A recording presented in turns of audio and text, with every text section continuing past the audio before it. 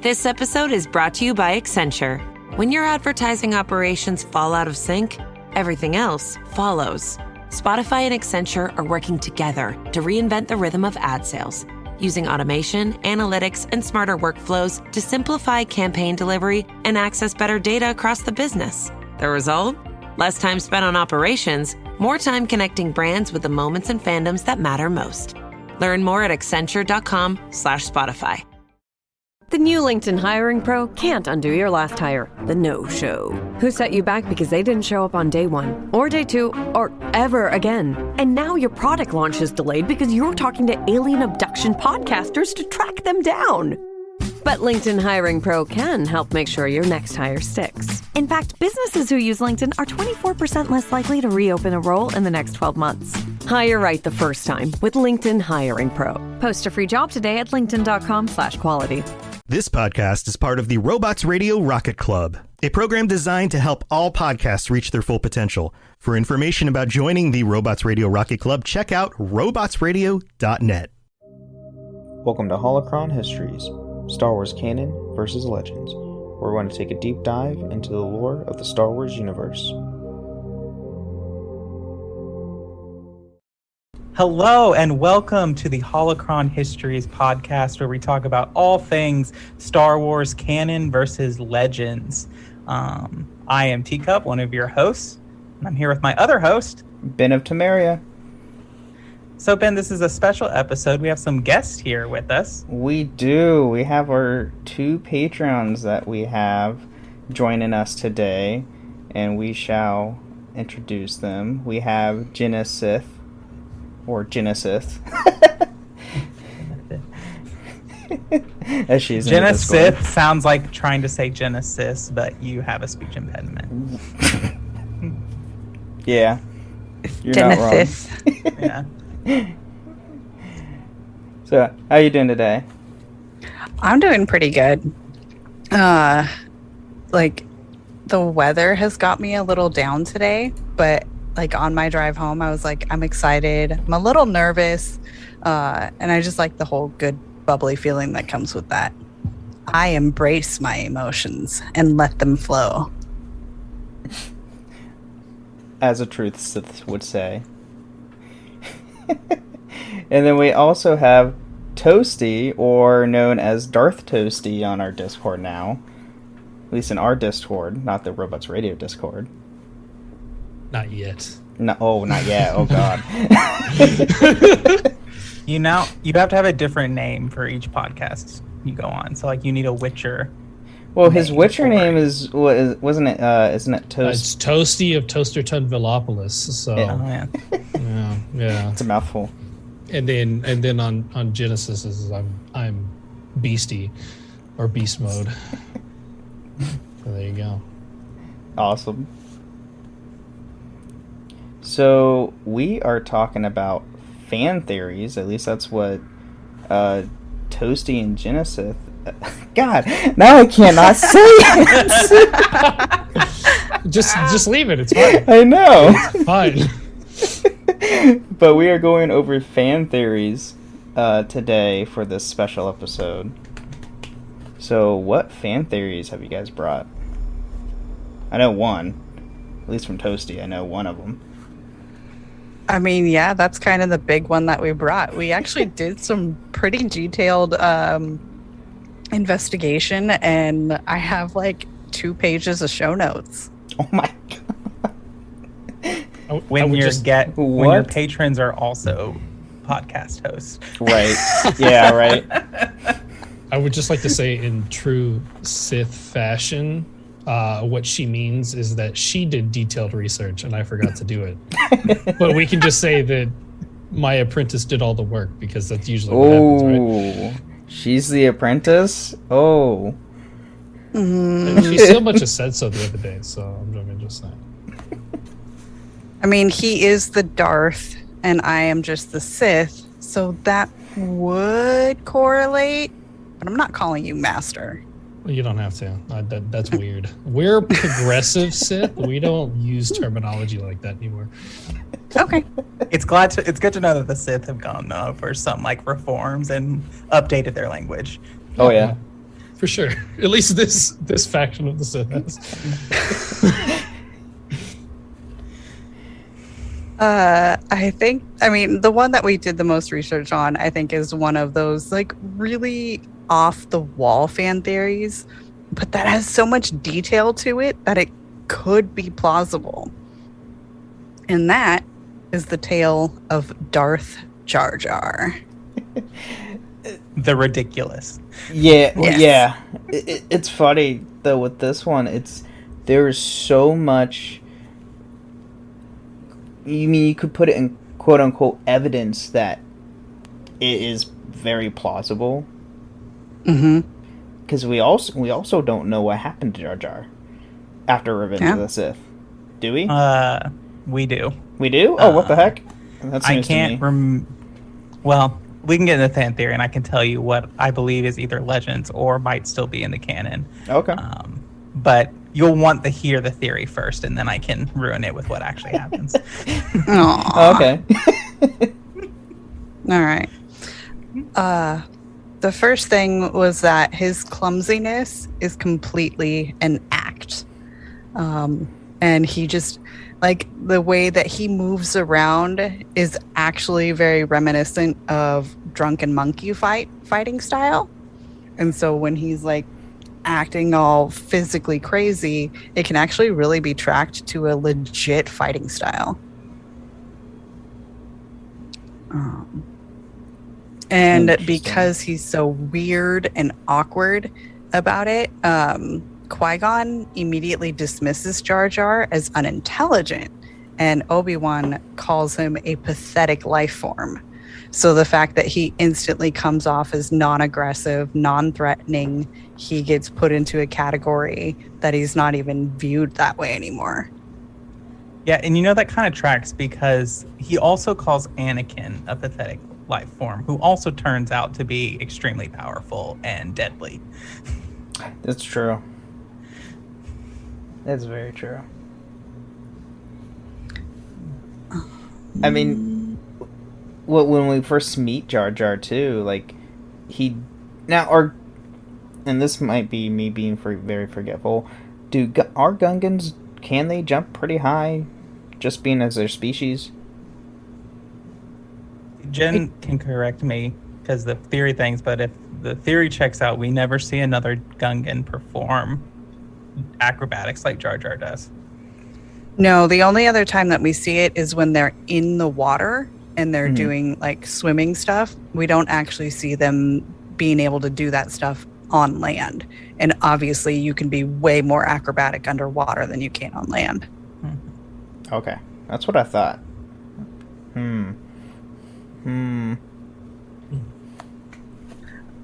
So this has been seen as a hint that Jar Jar is force sensitive, yet he hides his abilities unless called upon.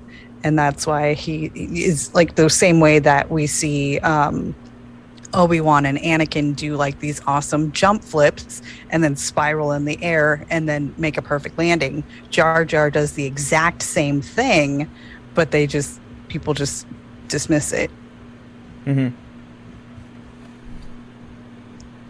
Yeah, I've been revisiting Clone Wars with my wife, who she hasn't seen it before, and it's been a while for me, so I can barely remember half of it. But I'm on season 1, and there's quite a few episodes with the Jar Jar doing stuff, and like it's pretty crazy. I mean, there's one part where I think Anakin and Obi-Wan get kidnapped by like pirates, and when they have like Count Dooku in their possession as well, and they have to like go to rescue them or try to go to rescue them or buy them back, the clones just kind of send Jar Jar out by the tanks to like talk him down, and he ends up in his typical klutzy crazy fashion, I think disabling 2 of them plus the one he's on, and it's like,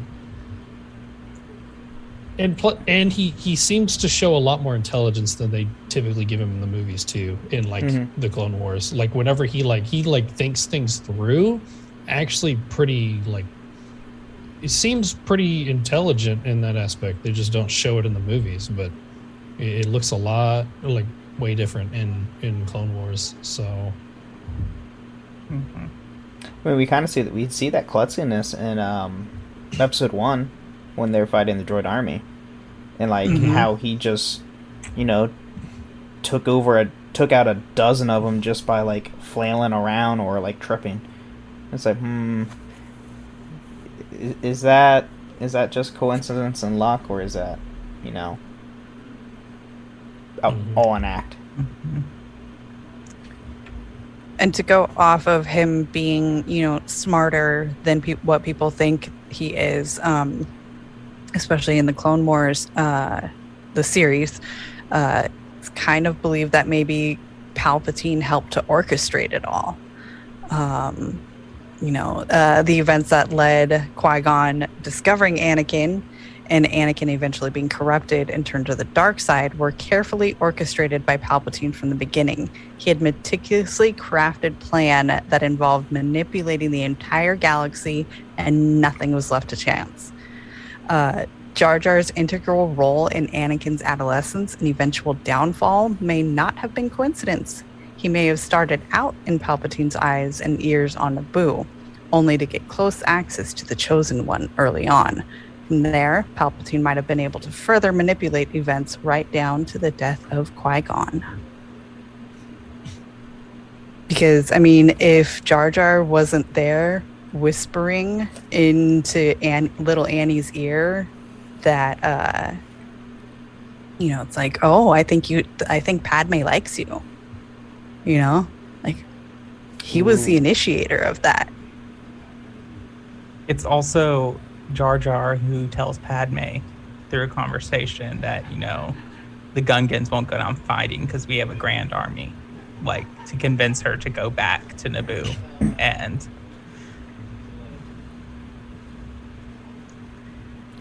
yeah. And we're not forgetting Jar Jar is responsible for the creation of the clone army, or the usage of the clone army. That is true. He's the one who gives the speech and makes the motion to give Palpatine emergency powers. Which is another one of the points. Toasty, you got to start reading some of this shit. Sorry. What is the policy on? She said Sith. I did. I said Sith. You got to start reading some of this Sith. Every swear, we will just add in R2-D2 screaming over it. Oh, really? That's incredible. That's actually incredible. No, we won't do that because Disney will probably sue us and tell us to stop. So. Yeah, I don't want to be sued by Disney. Just put a Wilhelm scream. It's fine. Everyone That'll else uses that. That's not just Star Wars. That's not everyone. It's all that one's free. I have it in one of our break sounds. So yeah. Either that or it's called post-production. Toasty, you really got to start reading some of this Sith.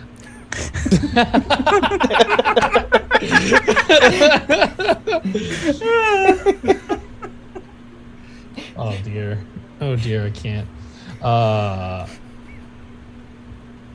Cool. What part of? Oh, thanks for highlighting it, Jin. That's really helpful. At the beginning of Attack of the Clones, Jar Jar is revealed to have been elected as a junior representative of Naboo in the Galactic Senate. This is a major step up from the days when he was barely clinging on to his own skin. Perhaps his involvement at the Battle of Naboo was a test. In order to Oh, go ahead. Further rank himself up under the eyes of Palpatine. See, right. I was able to work this in Naboo. And I made this part work out, so now you can trust me to be on the Senate, and I can further your goals even farther. So, there's actually an in-canon explanation for his position. Sorry. But all right, ruin our hopes and dreams, Teacup. Go ahead. Gosh. So, in the book, Queen's Shadow, which is the first book in the Padme trilogy by E.K. Johnston,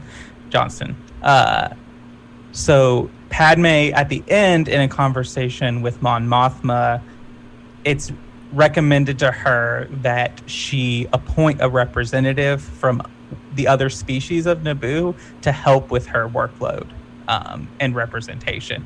And so Padme basically says, I have just the Gungan in mind, meaning Jar Jar. So it is Padme who appoints Jar Jar to his ambassador role. Okay, but Jar Jar had to be there. Palpatine put him in place to get cozy to Padme. I've heard the theory that Palpatine is like manipulating this. I've also heard the theory that it's Jar Jar manipulating Palpatine. And Jar Jar is actually the master. Yeah. And the reason for that, I don't know if this is in your research, but there is a quote from George Lucas, a recording from George Lucas. That's my final line, so let's okay, not. fine. I was like, No, not and yet. the biggest point. Don't ruin it yet. Oh no. No, I think I've researched this theory a lot. But You can put your input on it too and why it's correct. That's what really matters. No. I think we kind of already touched on the fact that he's the one that voted to give absolute power to Chancellor Palpatine. And that could prove either way, that Jar Jar is manipulating Palpatine into place, or that Palpatine manipulated Jar Jar to get him to vote that way. I don't know. I don't know if this is in your research, but it has to do with the fact that Jar Jar, the way Jar Jar speaks with his hands, is a point that he's using the Force to manipulate and sway the minds of the masses. Which, if he's swaying the minds of the entire Senate, that's extremely powerful for a Jedi mind trick. We've never seen a Jedi mind trick affect more than a handful of people at a time. And I think that has to do with the Jedi do a subtle manipulation, where a Sith is going to come in with brute force and strength, and so would be able to handle a lot more people. Because yes, that was the next point. He uses hand gestures when he wants to change someone's opinion, and we see it in 4 or 5 different scenes in the second episode, number 2, Attack of the Clones. Fun fact, that just celebrated 20 years. Oh, that makes me feel old. That makes all of us feel old. I'm good. Okay, I guess feel Toasty's fine. I'm 24. I'm solid. Oh, God.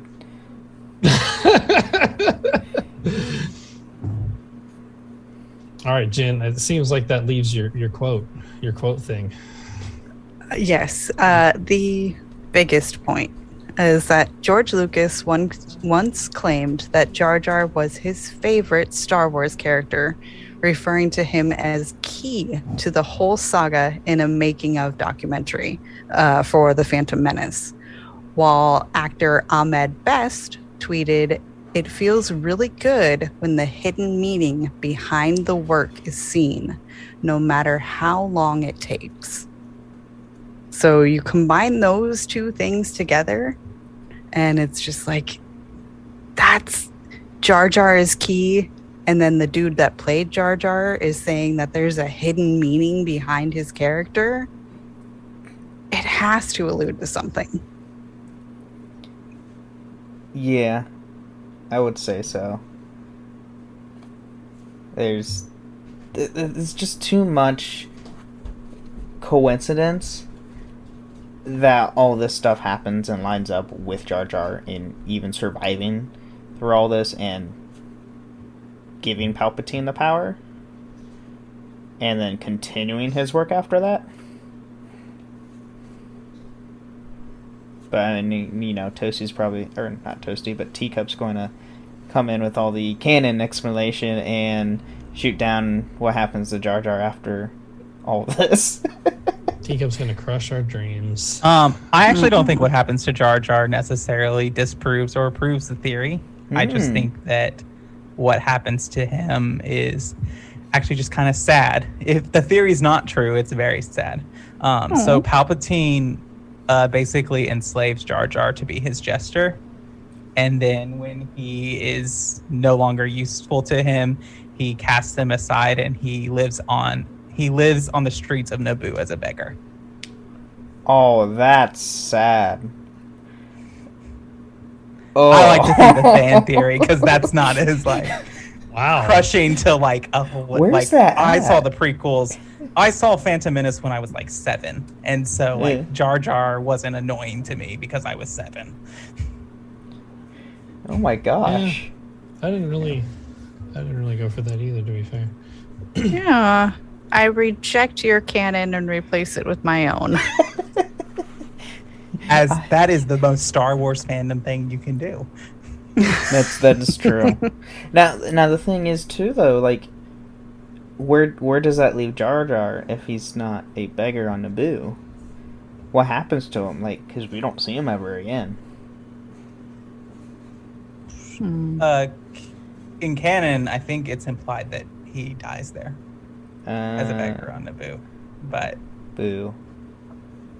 in this thing, I mean, there were a lot of people floating around this theory that he goes somewhere and gets really deformed and he comes back as Snoke. Of course, that was debunked with Rise of Skywalker. Rise of Skywalker. But Hey, yeah, he'll come back with an army from the unknown regions. There we go. He goes to How an many unknown times region. Ben, let's talk. How many times are they going to do that in the Star Wars universe, where someone comes from the unknown regions with an army? Every time, because that's the easiest story implement. It's like super easy to just implement something easy. Here you go. Major villain comes from the unknown regions. That's it. We're good. I mean, Thrawn does, for crying out Right. loud. I like the Jar Jar theory. It's probably one of my more well-liked fan theories. I'm not a big fan of fan theories, especially around Star Wars, but I do like the Jar Jar one.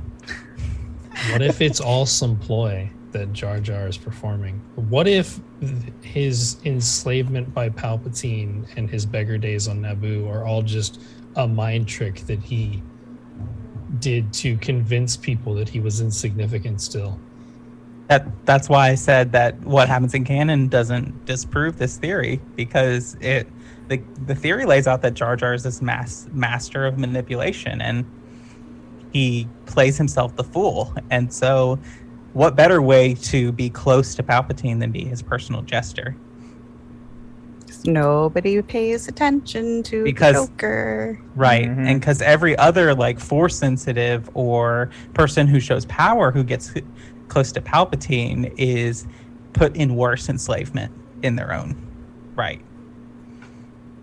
Because, I mean, I'm obviously not an expert, but I imagine that like Force users have resistance, but they're not completely immune to like mind tricks, are they? It's not conclusive on what that happens Yeah. because like their Jedi's mind, Force user's mind can become clouded. Like, so Palpatine uses the dark side of the Force and a like basically Sith altar that's underneath the Jedi temple to mask his presence from the Jedi. So it's not to say that another strong Force Sith or Force user could do the same thing. And Jedi can mask their presence too in like hiding out, which is, especially if you go somewhere that is like a strong nexus of the Force, you kind of like blend into the background, which is why Obi-Wan, Yoda goes to- Tatooine, Yoda, yeah, and Yoda goes to Dagobah. Dagobah because Dagobah is a Force nexus that he can hide in. Yep. Or if we even So- go, like, Old Republic, all the old Jedi Masters in KOTOR 2. Right. Every planet was a Force Nexus or a, some sort of stain in the dark side of some way or another.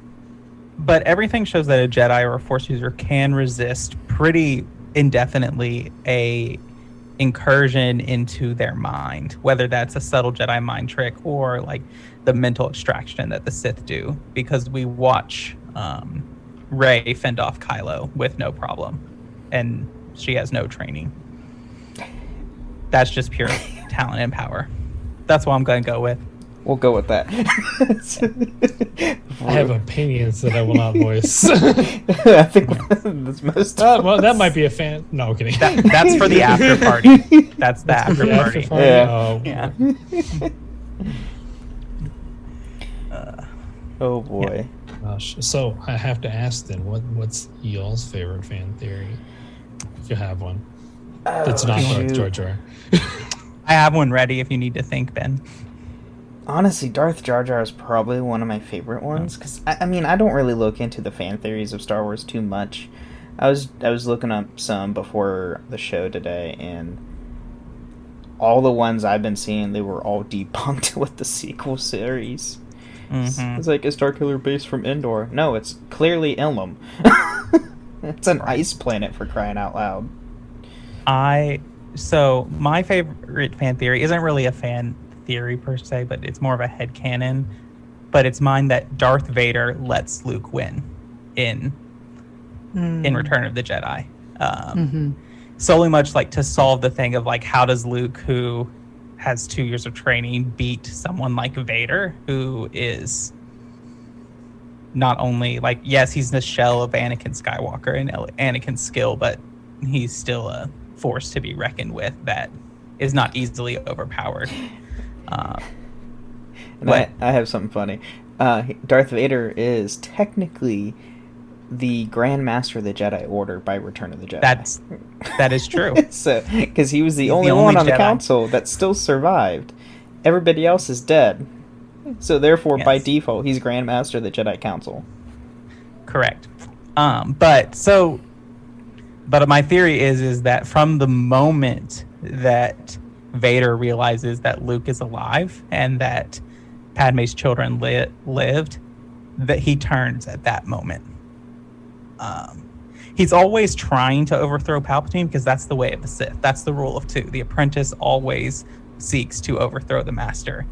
But it's at that moment that he learns that his child is alive, that he is able to start to turn from the dark side. And my theory is that he can't harm Luke. He lets Luke win, not because he's like his son or he believes in the light, but because when he looks at Luke, he sees Padme and he sees his option to make something better than himself, than his past choices. His moment of redemption is to help Luke and go with Luke when Well, and he it's didn't make also that why choice. he didn't. It's also why he didn't like outright kill Leia. You know, I mean, she was on the ship, and he decides to just lock her up instead of taking out a political rival. Right. And I think that Luke's speech to Vader on the Imperial Walker before they go up to the Death Star is, you should watch them side by side with Padme's speech to him in Revenge of the Sith. Because they both basically, if you kind of put them on side, there's things where they both say, "Come with me," almost happen like in really close sequence to each other. And like, "Come with me, get away from here, we can leave the Emperor." And it's an interesting like dynamic there, because to Padme, Anakin says, "We don't have to run, I'm so powerful, I can overthrow the Emperor." When Luke says, "Come with me," Vader says, "I must obey my master." And so there's that thing of like, I want to, but I can't. So I think that when Luke, and when they first clash sabers, it's not Vader protecting Palpatine. It's stopping Luke from killing Palpatine. Yeah. And when Vader goads Luke into attacking him by talking about Leia, it's not a sense to like goad him into turning to the dark side. It's that Anakin knows that Luke has to feel what it's like to give in to anger. Luke has to feel what it's like to feel that emotion, to be able to say, "No, this is not what I want to embrace." And it's in that moment when Vader lets him see that they both, the kinship between the robotic hands is what like turns Luke and reminds him, "No, this is not who I want to be." So yeah, that's my fan theory, headcanon. For I mean, how a 5-year training Jedi beats a master, top of the order. Who's been Sith training Lord. for His life. 30 some years. 40 I think. years. 40? Yeah. And with how strong in the Force they always depict Vader to be, I guess more so nowadays. Mhm. But like every time you see Vader doing something, like he typically walks into a room and things just start getting crushed because his Force power is so strong. So Right. That's why the There's end of Fallen Order is so terrifying. that was a hype ending, you know it. Oh, I know. There's an awesome comic quote where Vader goes to a planet and he gets surrounded, and they're like yelling at him. He's like, "I'm surrounded," and Vader's response is, "I'm surrounded by fear and dead men." Oof. Well, is that the one where... Isn't that the comic where he meets Padme's handmaiden? Or no? I can't remember if that's where that comes from, but that's a good comic series. That is the a Darth good Vader comic 2020 series. comic series if you want to learn. That, it's sick. And supports my fan theory. That is true. It's true.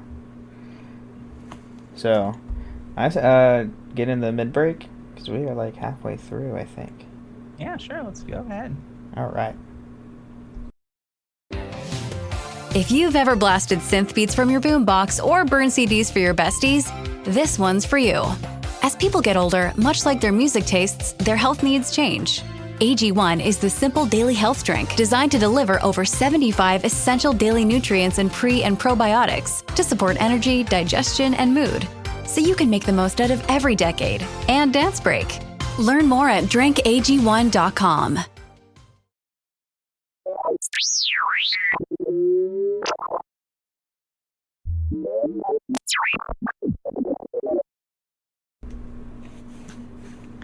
All right, welcome to the middle of the show where we take time to thank our patrons. And so, our patrons, Genesis and Toasty, thank you for your support. Yay. If you'd like to support us, you can find the link to our Patreon in the Discord. There are various tiers with various benefits that you can get in there. Another great way to support the show is to go to Spotify or Apple and leave us a rating or review. On Apple, you can leave us 5-star and some words, and we'll read that on a future episode of the show. Ben, we do not have a review this week. No, we do not have this week. Yes. I just got it hooked up to where I can see international ones too now. So anybody, even like I know we have some listeners in the UK. If you want to put in a review, I will be able to read it now. Yeah. If you'd like to chat with us, you can find all of us on the Robots Radio Discord, or everyone is also in the Cups Podcasting and More, which is the personal server for this podcast and the other podcasts that I host with my other host, She Cup, the Dragon Age Lorecast, and the Assassin's Creed Lorecast. So yeah. All right. Well, let's get back to more fan theories or anything Star Wars at this point.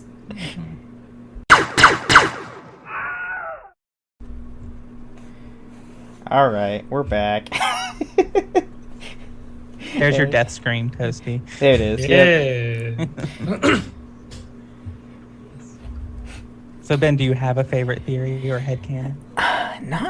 What you said lines up to what I think, with like Luke and then Darth Jar Jar being one of my favorite fan theories.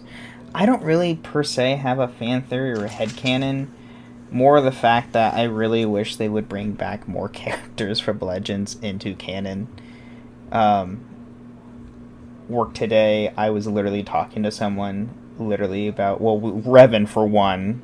Well, he's technically canon. Name alone, but still. I was talking to someone today, like, bring back Starkiller. It's like, that would be awesome. It's just they have to do it the right way. Right. You also have to change his backstory, like, a lot at this point. Right. It's for me, Starkiller is too difficult with the Inquisitors. He can't just mesh into the Inquisitors. He's True. too strong. Well, in a lot of so ways, he's too strong. If you take the book version of him, he is actually more on par with Obi-Wan, if you take the book version.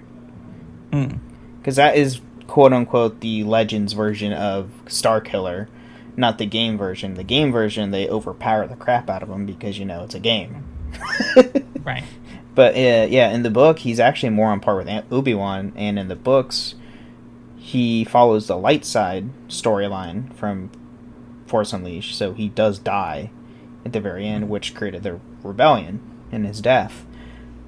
But if they bring him back, because originally, and I watched an interview with Sam Witwer, who voices Darth Maul, and he voices Palpatine later in the Clone Wars.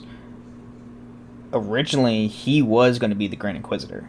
Starkiller was going to be originally the Grand Inquisitor.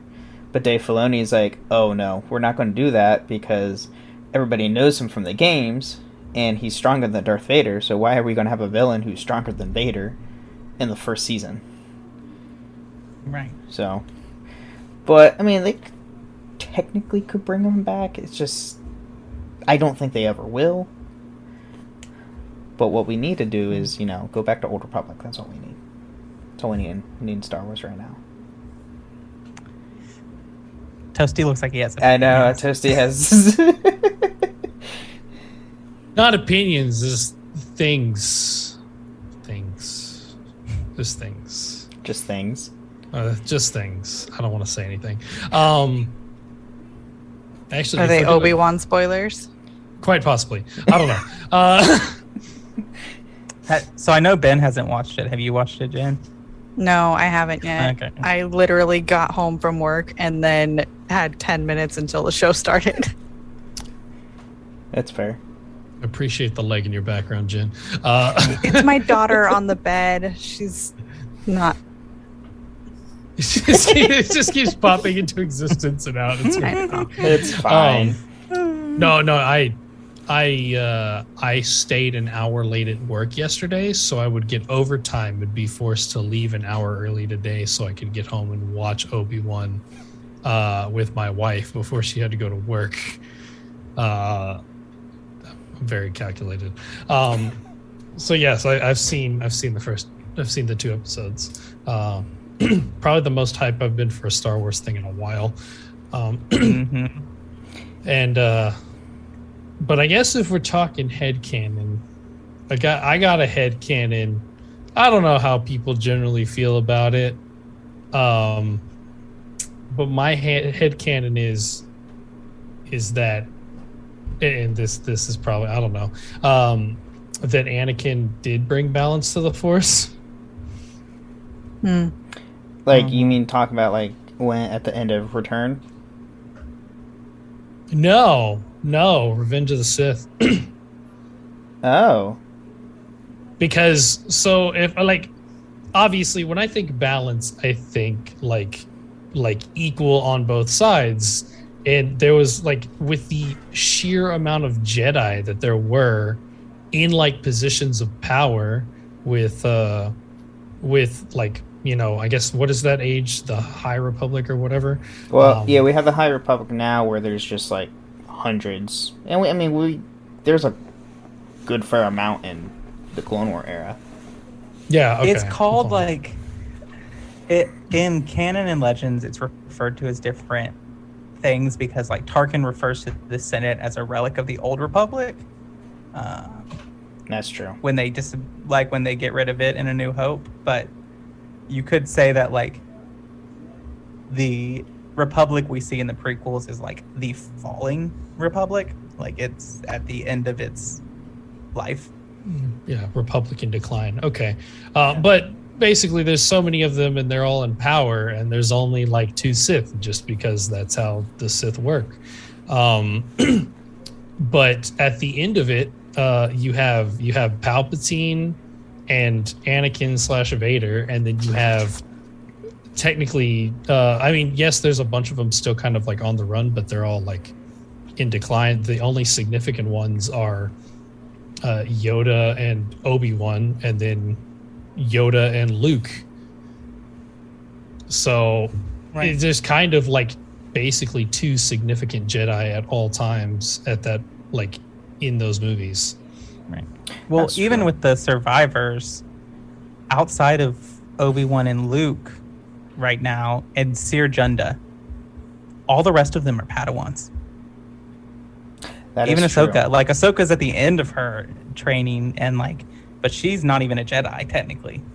Yeah, she doesn't walk the path of the Jedi. And well, we'll get more of Cal Kestis later with the new game coming out next year. Which he's a Jedi Knight. He's a at that Jedi point. Knight at that point because he gets knighted towards the end of the first game. Yeah. But it's also during the same time as Rebels. So who to say what? I mean, obviously something's going to happen to him, and that's kind of set in stone. Yeah. And if you like calculate that, like all of them, like all of the Padawans are like the Jedi that survived that are in decline, and then balance it with the fact that the Inquisitors are a thing, it still remains a balancing force. That's true. Well, I can see that. so I typically tend to think that even though you're not supposed to think that that's a good thing because all the good people died and the bad people are in charge now, that just because the good stuff turns bad doesn't mean that that's imbalanced. So believe it or not, George Lucas, this is one of the more clear things George Lucas has said to us. He says, and I don't think it disproves your theory, but he says when he talks about balance in Star Wars, balance of the Force, it refers to a cease of conflict between the light side and dark side. Not a point of like there's equal parts light and dark, but like that they're no longer in conflict with each other. So you could argue that, like, at least at the end of Revenge of the Sith, they're not in conflict because the dark side won. I was like, they're not. Yeah, the light side yeah. is no longer a thing. So if you're talking George Lucas terms, yes. That is true. But it's also like it's all kinds of messed up without that, because like the whole Mortis arc just throws a whole nother wrench into the pile of like, sorry Jen, these are spoilers for Clone Wars, but if you haven't seen it, I don't know if you've seen Clone Wars or not. She looks offended, so I think she has. I didn't know. I don't like to assume. There were a lot of Star Wars You just fans. assume that she didn't see Clone Wars. No. There are a lot of Star Wars fans, me included, who did not watch Clone Wars until much later in its time because it was for kids. Okay. So I have not watched it, but I'm offended that you think I care about spoilers. Oh, I guess that's Never mind. You know what? Fair. I've tried really hard to avoid spoilers for Dragon Age for you, and Oh, I haven't I know. done. I know, and I know this, and I mean, this is totally in a tangent, but it's what I'm here for. Yeah. Y'all do so like you're like, I've heard you literally say my name. I know Genesis is working through Inquisition right now, so I don't want to spoil this for her. I was like, I have listened to your podcast since day one when it came, or like every Yeah, it's single all- episode. it's all I know spoiled. what happens. Yes, but so anyway, Anakin basically results in the death of like the personification of the Force, and so, like, what does that mean? Yeah, too much. It's too heavy, honestly. I didn't like your point on like the Clone Wars being for kids is just like obvious. I'm not like throwing shade at that kind of ideology. Like, you know, you do you. But I just generally don't like consider that something because I've watched the entirety of Avatar: The Last Airbender multiple times, and everyone says that is a show for kids. I'm sorry, shows for kids don't address genocide in episode 3. That's just not how it works. Or and murder. The lessons you can learn from that show, yeah, Right in the lessons beginning. you can learn from that show apply to literally anyone. So you can call it a kids show. That and it may have tackles had that intention, everything. but it is something that anyone can benefit from. And I consider the same thing for Clone Wars. No, 'Cause- you're absolutely right, and I will say that there are very, very adult themes that exist in Clone Wars. Oh, yes. Yeah. I mean, they actually like straight up, like I get it. But like generally speaking, when you think of like with how Disney-fied stuff gets or whatever, like the Clone Wars is like they just kill people a lot. I didn't realize just how much people die. Clone Wars was also not owned by Disney until after it was finished. But it's like, even if you think about it as a kids show, like they don't generally blatantly kill people that much. But in a even kids like, show, so. Look at season 7. That's done by Disney, That's true. and that's the worst one. It's a Mando. And a Baby Yoda. Oh. Hey, I have that Grogu doll. I can't go get my keychains. My keychain has Mando on it. My wife says Baby Yoda. I have. I just asked the kid to go grab a few of her Grogus. Does this one talk? Oh, it's the talking one? Apparently. I saw that in my store.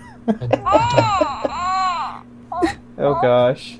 I don't have readily accessible Star Wars stuff. I have a bunch of stuff sitting in front of me. Like, I have my droid, my lightsaber. I have holocrons. I have this. All my other ones are on another wall, but I think I'll just sit here like this for the rest of the show. I Just really have like Grogu your be School of joining the us. Wolf flag, though. All I got is a Lego Millennium Falcon that's very tiny and Qui-Gon Jinn pop because my wife said that I look like him. That was back when I had brown hair, so I actually it kind of. I could see that actually. I'll tell you Ooh. this. Toasty, she Cup today said she thinks Ben looks like the actor who plays Uncle Owen.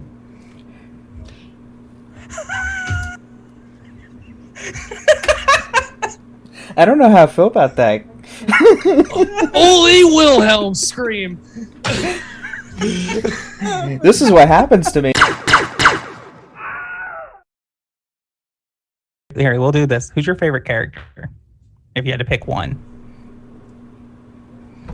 Ooh. Okay, I'll let you is so difficult. Pick one from each trilogy. You can ignore the sequels if you want. I often do. No. I want Ben to answer first just because I want to. Specifically from the movies or any character? Any character. By far, Darth Revan. Revan in general, he is... I know that's a lot of fan favorites. But, like, playing the old games, old KOTOR games, and, like, reading the books, and, like, seeing what they do with him now in the Old Republic MMO, his character development and his story just never ends. And it's just fantastic to see. And he's such a fan favorite that I'm more than likely going to bring him back anyway, so... See, I'm not a huge versed Star Wars fan, so like I know of Darth Revan, but basically all the information I have on Darth Revan is from y'all. So like I haven't looked him up at all. I just know that he looks like a complete badass with one red and one purple, and it's like, well, I mean, that's cool. That's all I got. Like, summary up, he was a Jedi who was then turned to the dark side, ran his own Sith Empire, got defeated by another Jedi, the Jedi erased his memory, he became a Jedi again, destroyed the Sith, and married the Jedi who defeated him. Okay. Yeah, it's a whole giant thing. It's epic. I don't know if KOTOR's on your list, Jen, but there are romances. Oh, that's true. Yes, that no, is true. KOTOR is on the list big time because it is one of the very first video games that you actually get to pick who you romance. So it is on the list for sure. Thank God, BioWare. And SWTOR is too. It's slated for 2024. No, I don't actually know. Maybe. Yeah, it is. Okay. Will we get to Dragon Age 2 before planned. KOTOR? It's crazy. Yes. DA2 comes before KOTOR. Oh, man. But SWTOR is on the list too. Yes. Because I remember who I romanced in SWTOR. In fact, when I got back on my ship the other day, I was like, I forgot I had a husband in this game. Oh, shit. Oh, Sith. Oh no, she did it again.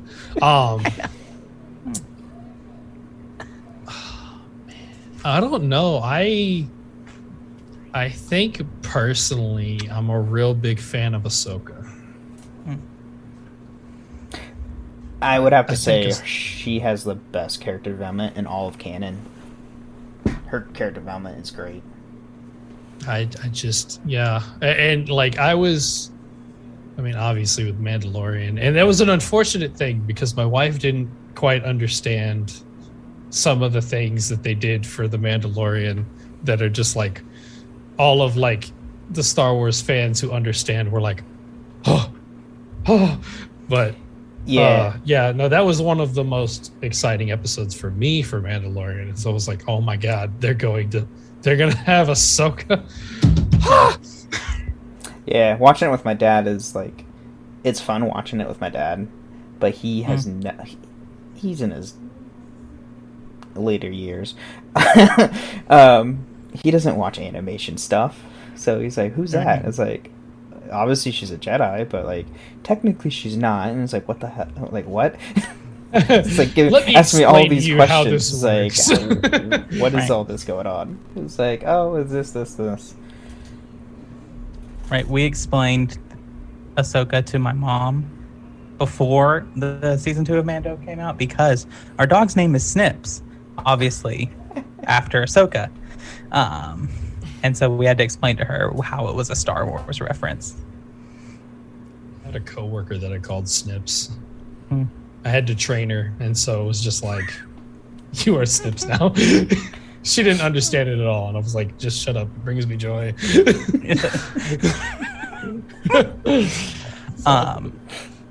I'm going to be a stereotype, and my favorite character overall is Luke. And I know that's basic as whatever, but I stand by it. And particularly... Basic as Sith. Yes. Basic as Force. There you go. That's a good F word. Basic as Force. Yes. And so I really like Luke. I think that I like his view on the Jedi. I've read a lot in the post Return of the Jedi canon, and Luke gets just a lot more, or post Return of the Jedi Legends, not canon, and Luke just gets more development in there. But my favorite Luke quote actually comes from Battlefront 2, in the mission where you play as Luke, where he talks to the Imperial person. And he says he's basically talking to this Empire person who's having doubts, and Luke says, "You always have a choice." And the guy's like, "Oh, what? Choose the rebellion?" And Luke says, "No, a choice to be better," which I think is just really sums up his character and where he is. It's one of my favorite Star Wars quotes of all time. That mission itself was awesome. Yeah. It's just like you walk in as random Empire person number 47, and then it's just like, oh, I have to go through this entire thing with Luke Skywalker. Awesome. No matter how bad the animation of his character model is. Story's all that matters. Yeah, that's all that matters. That's all really. Jen. I know, and I'm gonna join Teacup on the basic as Force list because I really think Leia's my favorite. As a kid, she was a frickin' idol, man. Not only, one, her hair was always awesome, but there's always something really meaningful to me when a woman can progress and then have children, and her story doesn't end there. So whether it's in the books or in the movies, Leia is always a mother, and her, there's no other word besides badassery, doesn't stop there. You know, she continues to go on. She becomes an extremely powerful, like a Force sensitive in some lores, and of powerful Force users in other. But why are you hiding from me, Toasty? Don't worry about it. Yeah, don't worry about it. Don't worry about it. Just, Jen, my only recommendation to you is have tissues when you watch Kenobi. Oh no. I mean, in a good way. In a good way. In a good way. Oh, tears of joy. Okay. Oh, yes. I was like wait. meaningfulness. Okay. Okay. No. I was about to say, it's like, what? I'm gonna cry already? It's only the first I mean, you two. will cry. You will cry. It Okay. hits you in the gut Oh, right away. God. So I guess that's fair. I didn't cry, but I'm an emotionless bastard, so it's true. It's fine. I cry enough for the both of us. I cry enough for the both of us. Fair enough. But yeah, So- I think watching Leia evolve over. I mean, I read the movies. I saw the movies as a kid, and watching her grow up and watching everything that she evolves to, and then as an adult watching her in the final movie, number 9, whatever it is. It's just like, that's who I am, and that's who. I don't know. I see a lot of parallels and a lot of. You should It's see just her awesome. in Legends. Like, if you like her a lot in the canon of the movies, her in Legends, holy crap. She's a constant using her lightsaber. It's great. Decimating everything. if you want something canon that I think is one of the best books of the new canon books, read Leia, Princess of Alderaan. Ooh. It's set before the original trilogy, and it just gives you a lot of insight into what's going on before Leia. We see her in A New Hope. It's one of my better books that I have read from the new canon. Probably up there with the Padme trilogy and Master and Apprentice from the Obi-Wan. I just got done finishing all the High Republic stuff finally, and I just started Brotherhood. So far so good, but I'm only like in 30 minutes of that book. So we shall see. Leia, Princess of Alderaan. You'll love it, Jen. I Okay. should start throwing Star Wars books on my audiobook list. Yeah. Also, Padme ranks up pretty high for me too, and not just because I had a crush on Natalie Portman. Didn't we all? Star Wars, Marvel. I mean, I thought I was over it, and then I saw the trailers for Thor: Love and Thunder, and I was like, oh, okay, I don't know, maybe it's not gone.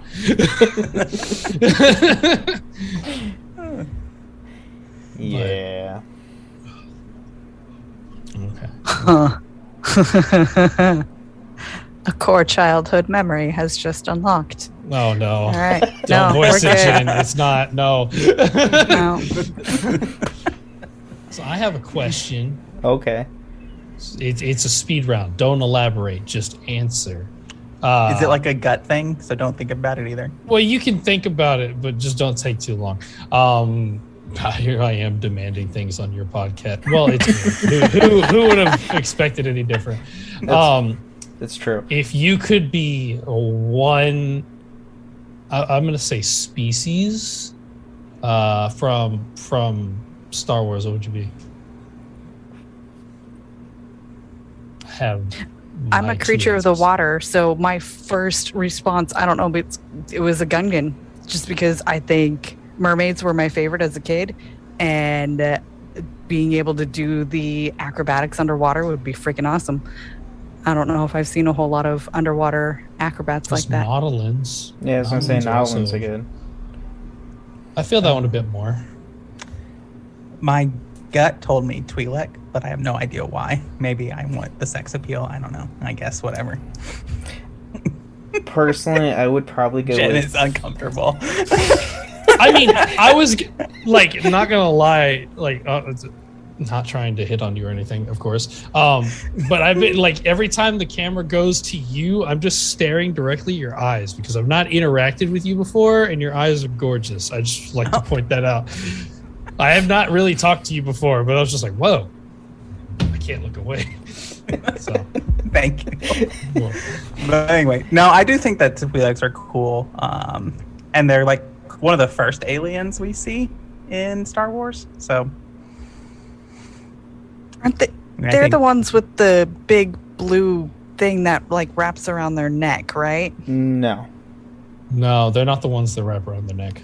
No, well, they're... they can wrap. They can Well, they wrap could around wrap your them, neck. but they're the two with the tendrils from just two tendrils Yeah. from their head going down. So Let's fact. talk to you about how that's one of the species with head tails, and there's like Yeah, 17 and a half. Star Wars anatomy time. If they come down like this, they're called leku, which both Twi'leks and Tortuga have. If they come up out of your hair like this, they're called like. Did you say Monsters or whatever. Tortuga? Did you say Tortuga? You mean Tigrudas? Tigrudas, whatever. You said Tortugas from Pirates of the Caribbean. Y'all, like, go wait a minute. listen to the Assassin's Creed lorecast, and you will understand that I cannot pronounce anything. It's okay. All right, Ben, hit us. Zabrak. Yeah. All right. Oh, Zabrak's a good one. Light the tan, not the red, not like Maul's coloring, but like Sava's coloring. Okay. I appreciate that answer. Toasty. My runner-up choice is Lerman. Just because Are those the like the lemurs? people? Yes. Okay. And they roll out like droidicas, and it's incredible. The ones who are like, we don't want to fight, and then, oh well, we're gonna fight anyway. Look, I'm just saying that was a lot of growth for a whole entire civilization in 2 episodes. Okay.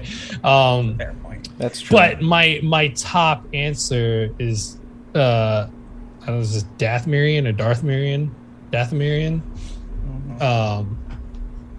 Which I guess similar to Zabrak, but Yes. Different planet of origin, I think, is the difference. So I Zabraks know they're are usually closely related, though. Yeah. as far Yeah, as- they Zabraks are from Iridonia. So Zabrak, Iridonian are kind of similar, interchangeable terms. And then what you would call like a Night Brother, what Maul is and what Savage Opress is, those are technically from Dathomir. Oh well, I specifically picked Dathomirian female. Like I'm Mother not Talzin or surprised. like Asajj? Mother Taliesin, probably. Oh, you don't want to shave your hair to be bald like Asajj. No. What about I like the Night Sisters are just so cool. what about what's her name from Fallen Order? Oh, Marin? Marin. Yeah.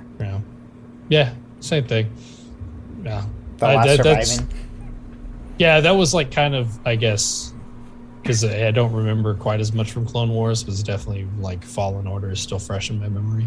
So, but yeah. Do you want to be able? Do you want the powers too? So you want to be like to raise all your fallen brethren and sisters from the dead? Absolutely. what kind of question is that? Just you know. So I just posted in the Patreon chat of the Cups Discord server the reason of my immediate reaction to Teacup saying that he wanted to be a Twi'lek, because that is the most recent image I have seen of one. So that's what popped into my head when you said that. And so I was like, I see. "Whoa, wait a minute." Yeah, I guess the male Twi'leks do have like where it kind of It comes depends. around typically, because they have like, it seems like they have like fatter Yeah, head tails. So I don't know. Unless you're on Well, the like Ryloth. it's interesting. There's not Well, I many guess on the Ryloth. younger Twi'leks we see in Clone Wars, they do have shorter leku. Like they're not, so they do grow like normal appendages in hair. I guess I don't know. Mm-hmm. No, Yeah. I don't think they grow hair. Yeah. No. But that was my question. I'm good. I'm satisfied. Well, that's good. Well, I think that's... Sith Jedi Rebellion. Ooh. Wait, But what? that's an obvious answer on my part. D. Mandalorian. Ooh. Ooh, E. Gray Knight. that's me. I'm a Let's see. Jedi. Gray Knight. Gray Jedi. Come on. Gray Jedi, whatever. Which... But that implies allegiances. I don't want to have allegiances. Fine, be a gray Sith. Well, fair enough. That still implies allegiances, but okay. I mean, if you want to talk about no allegiance or anything, if you read the High Republic novels, they're a part of the Jedi Order. They're called Way Seekers, and they're literally Jedi from the Order who leave and do their own thing. But they're still part of the Order, but they don't talk to the Order whatsoever. It's a very interesting concept. Honestly, just be a Mandalorian Jedi. There Even though you there's go. only ever been one in existence. I have not heard about that, but okay. That's where they You get will. the Dark Saber. Ah, Are you going to be Grogu? Is that who you're Yeah. going to be? Baby Whatever Yoda. species, whatever he is. The worst mistake Mandalorian did was naming that thing. It's a Baby Yoda. And He that's what never was named made. it, though. All right. No, I have- they gave it a name because Oh, it had a name. well, yeah. I have one little more fun fact to go, and then we can wrap up the show for the night. As a kid, my mom bought me a little Yoda, because it was a Yoda at that time. You pressed his hand, and he gave you little prophecies. Basically, everything that you would hear from a magic 8-ball came out of Yoda's mouth, but in like the way that Yoda would phrase it. Again, later you shall try. But I didn't like the fact that Yoda was a boy. So I painted his nails candy apple red, painted his little toenails a beautiful purple, gave him eyeshadow, eyeliner, the whole shebang. So I have a Yodina. Yodina. Well, we do Not to be Yodina still confused. exists and is on a shelf in my childhood bedroom. That's awesome. There's also I feel Yaddle. We do have Yaddle, technically. Jen doesn't care Yodina. about that. No. Nope. No one. I mean, not many people do care about Yaddle. She's in one scene of Phantom Menace, and funny enough, they've actually used her in the High Republic stuff recently, and for like maybe a page of dialogue. That's it. Have they named Yoda's species? No. It's just called a Yoda. Pretty much. So I'm interesting. not even kidding. They haven't named it at all in over 40 years. When Sheikah first got into Star Wars, she would say the species by the character that she associated with it. So Rhodians were a Greedo. He's a Greedo. Or Me too, she cut me too. Yeah. Or he's a Plo Koon. Or I guess you do say Twi'lek. But yeah, I think we're pretty good on this episode, I think. Yeah. Thanks for coming. Thanks for listening. And yeah, we'll see you next week. Yeah, and may the Force be with you. And also with you. Yes. Thank you for listening to Holocron Histories, Star Wars Canon versus Legends. You can find us on the Robots Radio Discord at robotsradio.net. You can also follow us on Twitter at SWHoloHistories and contact us at holocronhistories@gmail.com. At Blinds.com, it's not just about window treatments. It's about you, your style, your space, your way. Whether you DIY or want the pros to handle it all, you'll have the confidence of knowing it's done right. From free expert design help to our 100% satisfaction guarantee, everything we do is made to fit your life and your windows. Shop up to 40% off with minimum purchase and a free professional measure right now at Blinds.com. Plus, pay at your own pace starting at 0% APR with Affirm. Terms apply.